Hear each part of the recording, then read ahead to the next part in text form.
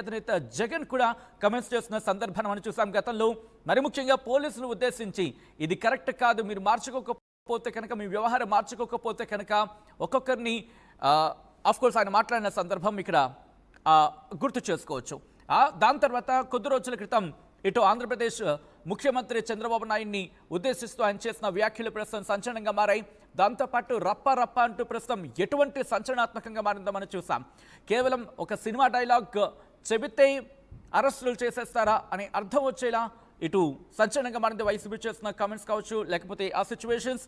ఈ నేపథ్యంలో ఇప్పుడు ఏం జరగబోతోంది అనేది ఆసక్తికరంగా మారింది. YCP MP Mithun Reddy arrest నేపథ్యంలో ప్రస్తుతం ఈ విషయం ఎంతవరకు వెళుతుంది, మరి ముఖ్యంగా చిలికి చిలికి గాలివానగా మారబోతోందా, ఇది మరింత విస్తృతంగా ఇన్వెస్టిగేషన్కి వెళ్ళబోతుందా, లేకపోతే అరెస్టులు ఇక్కడతో ఆగే అవకాశం ఉందా? మరి ముఖ్యంగా 2024 సెప్టెంబర్ 23న ఆంధ్రప్రదేశ్ సిఐడి ఎఫ్ఐఆర్ నమోదు చేసింది. 420 అంటే చీటింగ్ సంబంధించి, అలాగే 409 క్రిమినల్ బ్రీచ్ ఆఫ్ ట్రస్ట్, అలాగే 120B క్రిమినల్ కాన్స్పిరసీ సెక్షన్స్ కింద కేసు నమోదు చేసింది. ఆ తర్వాత 2025లో సిట్ తన దర్యాప్తును వేగవంతం చేయడం జరిగింది. అప్పుడు సిట్ టీం ఏర్పాటు కావచ్చు, లేకపోతే ముందుకు వెళ్ళడం కావచ్చు, ఇవన్నీ.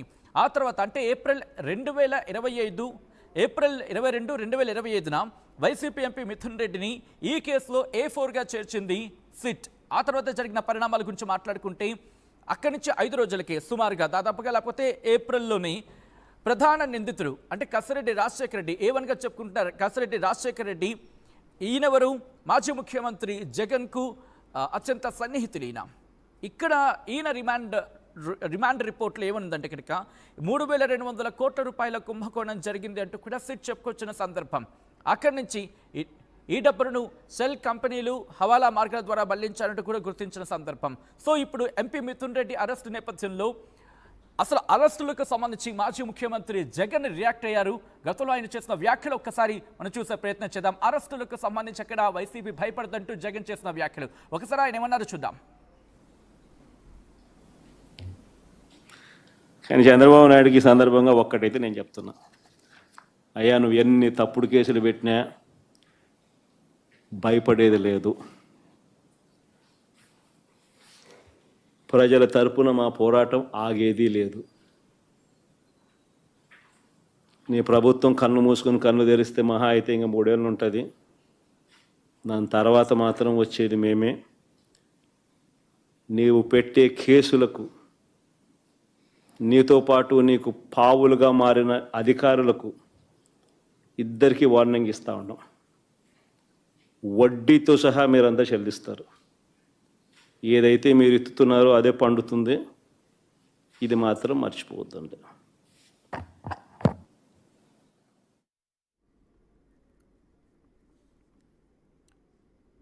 ఏదైతే మీరు విత్తుతారో అదే పండుతుంది, ఏదైతే మీరు విత్తుతారో అదే పండుతుందంటూ గతంలో కొద్ది గంటలు, ఇన్ఫాక్ట్ చెప్పాలంటే కొద్ది రోజుల క్రితం ఆంధ్రప్రదేశ్ మాజీ ముఖ్యమంత్రి వైఎస్ జగన్ చేసిన వ్యాఖ్యలు. ఒకటే అంటున్నారు ఆయన, ఇంకొక 3 ఏళ్ళు మాత్రమే మీరుండేది, ఆ తర్వాత వచ్చేది మేమే. ఈ నేపథ్యంలోనే ఆంధ్రప్రదేశ్ ముఖ్యమంత్రి చంద్రబాబు నాయుడికి అలాగే అధికారులకు ఆయన వార్నింగ్ ఇస్తున్నారు. ఒకటే అంటున్నారు, వడ్డీతో సైతం చెల్లిస్తాం, వడ్డీతో సైతం ఇస్తామంటూ చెప్పుకొచ్చారు. మీరు ఏదైతే విత్తుతారో అదే ఫలిస్తుంది అంటూ చెప్పుకొచ్చారు.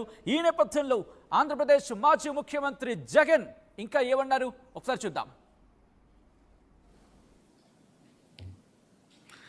కానీ చంద్రబాబు నాయుడుకి ఈ సందర్భంగా ఒక్కటైతే నేను చెప్తున్నా, అయ్యా నువ్వు ఎన్ని తప్పుడు కేసులు పెట్టినా భయపడేది లేదు. ప్రజల తరపున మా పోరాటం ఆగేది లేదు. నీ ప్రభుత్వం కన్ను మూసుకుని కన్ను తెరిస్తే మహా అయితే ఇంకా 3 ఏళ్ళు ఉంటుంది. దాని తర్వాత మాత్రం వచ్చేది మేమే. నీవు పెట్టే కేసులకు, నీతో పాటు నీకు పావులుగా మారిన అధికారులకు ఇద్దరికీ వార్నింగ్ ఇస్తూ ఉన్నాం. వడ్డీతో సహా మీరంతా చెల్లిస్తారు. ఏదైతే మీరు ఎత్తుతున్నారో అదే పండుతుంది. ఇది మాత్రం మర్చిపోవద్దండి.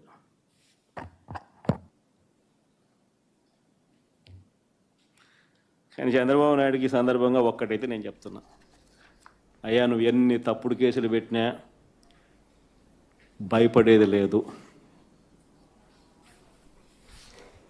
ప్రజల తరపున మా పోరాటం ఆగేది లేదు. రైట్, అది ఆంధ్రప్రదేశ్ మాజీ ముఖ్యమంత్రి జగన్ సెన్సేషనల్ కామెంట్స్ చేశారు. ఆయన ఒకటే చెప్తున్నారు, ఎన్ని తప్పుడు కేసులకైనా భయపడం, ప్రజల తరపున పోరాటం ఆగదు. ఇన్ఫాక్ట్ ఆ ప్రజల తరపున పోరాటం ఆగదు అంటూ చెప్పుకొచ్చారు ఆంధ్రప్రదేశ్ మాజీ ముఖ్యమంత్రి వైసీపీ అధినేత జగన్. ఆయన ఒకటే చెప్తున్నారు, ఇంకొక 3 ఏళ్ళు మీ ప్రభుత్వం ఉండేది, ఆ తర్వాత వచ్చేది మా ప్రభుత్వమే. మరి ముఖ్యంగా తప్పుడు కేసులు పెట్టే చంద్రబాబు నాయుడు అలాగే అధికారులకు వార్నింగ్ అంటూ ఆయన చెప్పుకొచ్చారు. ఇటు ఆంధ్రప్రదేశ్ ముఖ్యమంత్రి చంద్రబాబు నాయుడిని అలాగే అధికారులను ఉద్దేశిస్తూ ఆయన సంచలన కామెంట్స్ చేయడం జరిగింది. మీరు తప్పుడు కేసులు పెడుతున్నారు కాబట్టి మీకు వడ్డీతో సైతం ఇస్తామంటూ అర్థం వచ్చేలా చెప్పుకొచ్చారు. మీరు ఏదైతే విత్తుతారో అదే పండుతుంది అంటూ కూడా ఆంధ్రప్రదేశ్ మాజీ ముఖ్యమంత్రి వైసీపీ అధినేత జగన్ చెప్పుకొచ్చారు. ఆయన రియాక్ట్ అయ్యారు. మరి ముఖ్యంగా కేసులకు సంబంధించి కేసుల విషయంలో ప్రస్తుతం ఆయన రియాక్షన్ కోసం చూసే ప్రయత్నం చేద్దాం. కేసుల విషయంలో ఆయన వార్నింగ్ ఇస్తున్నారు, వేలు చూపించి మరి వార్నింగ్ ఇస్తున్నారు. ఆయన ఏమంటున్నారు చూద్దాం. నేను చెప్పినా కూడా మా వాళ్ళు రేపు పొద్దున వినే పరిస్థితి ఉండదు. దెబ్బ తగిలినోనికి ఆ బాధ తెలుస్తుంది.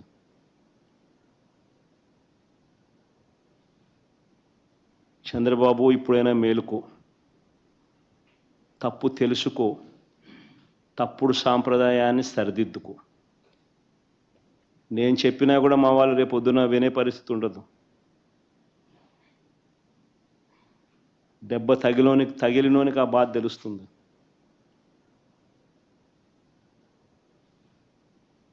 చంద్రబాబు, ఇప్పుడైనా మేలుకో, తప్పు తెలుసుకో, తప్పుడు సాంప్రదాయాన్ని సరిదిద్దుకో. రైట్, అది ఆయన అంటోంది. ఆంధ్రప్రదేశ్ మాజీ ముఖ్యమంత్రి వైసీపీ అధినేత జగన్, ఆంధ్రప్రదేశ్ మాజీ ముఖ్యమంత్రి వైసీపీ అధినేత జగన్ అంటున్న మాటది. దెబ్బ తగిలినోడికి బాధ తెలుస్తుంది. ఇప్పటికైనా చంద్రబాబు నాయుడు మేలుకోవాలి, తప్పు తెలుసుకోవాలి, తప్పుడు సాంప్రదాయాన్ని మానుకోవాలి అంటూ ఆయన చెప్పుకొచ్చారు. ఇటు ఆంధ్రప్రదేశ్ ముఖ్యమంత్రి చంద్రబాబు నాయుడిని ఉద్దేశిస్తూ ఆయన చేసిన వ్యాఖ్యలు ప్రస్తుతం సంచలనంగా మారుతున్నాయి.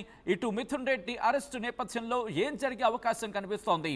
ఎందుకంటే కార్యకర్తల అరెస్టులు కావచ్చు, లేకపోతే ప్రముఖ నేతల అరెస్టుల విషయంలో కావచ్చు, ప్రముఖుల అరెస్టుల విషయంలో కావచ్చు, నేతల అరెస్టుల విషయంలో కావచ్చు, ఆయన గతంలో చేసిన వ్యాఖ్యలు మనం చూసాం. వంశీ అరెస్ట్ అయినప్పుడు, మాజీ ఎమ్మెల్యే వంశీ అరెస్ట్ అయిన నేపథ్యంలోనే ఆయన చేసిన వ్యాఖ్యలు అప్పుడు పెను సంచలనంగా మారాయి.